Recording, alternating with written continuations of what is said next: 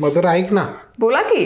अगं थंडीची आत्ता कुठं चावल लागते आणि उन्हाळ्याची कसली तयारी सुरू केलीस? हो मग. सगळ्यात आधी मतदान केलं की नाही. चला, नसेल केलं तर पटकन जा आणि मतदानाचा हक्क बजावण्या. 1 कप साखर घ्यायची, ते बुडीत पाणी घालून घट्ट पाक करायचा. हा पाक थंड झाला की अर्धा कप लिंबाचा रस घालायचं, मीठ घालायचं, ढवळायचं आणि हे लिंबू सरबतचं सिरप तयार काचेच्या बरणीत काढून ठेवायचं. वर्षभर छान टिकतं.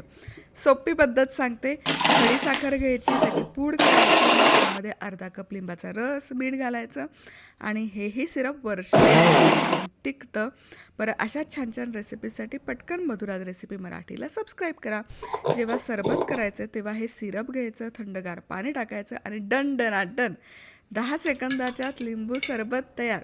लिंबू जेव्हा स्वस्त असेल तेव्हा जास्त प्रमाणात आणा आणि जास्त प्रमाणात करा, म्हणजे वर्षभरासाठी स्टोअर करता येईल.